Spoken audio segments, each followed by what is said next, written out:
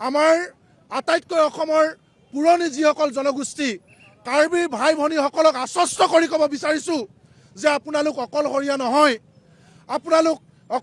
নহয়, আমি অসমীয়া জাতি আপোনালোকৰ লগত আছোঁ। আপোনালোকৰ প্ৰতিটো সাংবিধানিক ৰাজনৈতিক ভূমি আৰু ভাষা সংস্কৃতি অধিকাৰ নিৰাপত্তা নিশ্চিত হ'বই লাগিব। আপোনালোক কেতিয়াও অকলশৰীয়া নহয়। হয়, জনগোষ্ঠী হিচাপে আপোনালোক কাৰ্বি, কিন্তু অসমীয়া হিচাপে আমি এক ককাই ভাই, আমি একে জাতি। আমি বুকুত হাত থৈ কৈছোঁ, কাৰ্বিসকলক অকলশৰীয়া বুলি ভাবি কোনোবাই আক্ৰমণ কৰিব, সেই XYZ যোনে নহওক লাগিলে কাকো সহ্য কৰা নহ'ব। আৰু আমি আটাইতকৈ আচৰিত হৈছোঁ, উত্তৰ পূৰ্বাঞ্চলবাসীক চাইনিজ বুলি তুচ্ছ তাচ্ছিল্য কৰে একাংশ ভাৰতীয়ই। সেই কথা আমি মৰ্মে মৰ্মে উপলব্ধি কৰি আহিছিলোঁ, দেখি আহিছিলোঁ। কিন্তু অসমৰ মাটিত থিয় হৈ কোনোবাই আমাৰ জনগোষ্ঠীয় ভাইসকলক চাইনিজ বুলি উপলুঙা কৰিব, এই কথা কেতিয়াও সহ্য কৰা নহ'ব।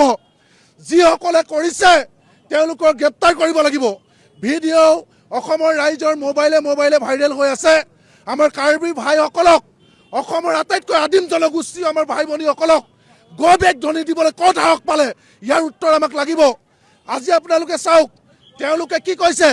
তেওঁলোকে কৈছে যে আমাক যি সাংবিধানিকভাৱে অধিকাৰ দিয়া হৈছে, আমাক যি ৰাজনৈতিকভাৱে অধিকাৰ দিয়া হৈছে, সেই অধিকাৰ আমাক সুৰক্ষিত কৰিব লাগিব। সেইটো তেওঁলোকৰ অধিকাৰ, সেয়া আমি সকলোৱে বুজি পাব লাগিব যে সেয়া আমাৰ অধিকাৰ, আৰু সেই অধিকাৰ নিশ্চিত কৰিবই লাগিব।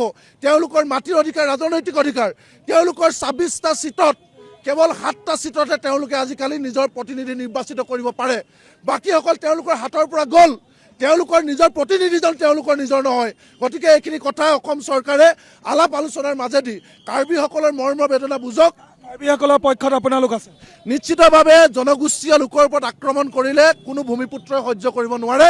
আজি মই কৃষক মুক্তি বা ছাত্ৰ মুক্তি বুলি নহয়, এগৰাকী অসমীয়া হিচাপে শিৱসাগৰ মাটিৰ পৰা কৈছোঁ যে কাৰ্বিসকল অকলশৰীয়া নহয়।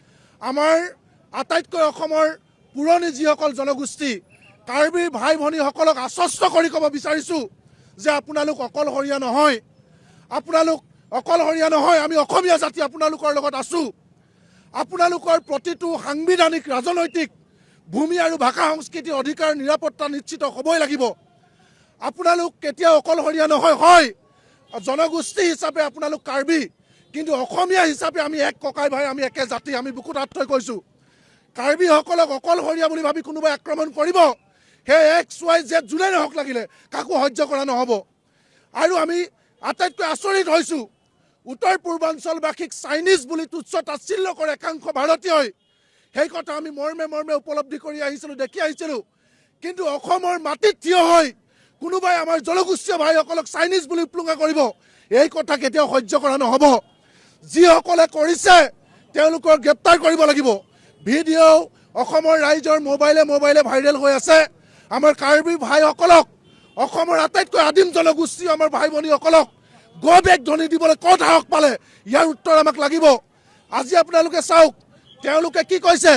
তেওঁলোকে কৈছে যে আমাক যি সাংবিধানিকভাৱে অধিকাৰ দিয়া হৈছে, আমাক যি ৰাজনৈতিকভাৱে অধিকাৰ দিয়া হৈছে, সেই অধিকাৰ আমাক সুৰক্ষিত কৰিব লাগিব। সেইটো তেওঁলোকৰ অধিকাৰ, সেয়া আমি সকলোৱে বুজি পাব লাগিব যে সেয়া আমাৰ অধিকাৰ, আৰু সেই অধিকাৰ নিশ্চিত কৰিবই লাগিব।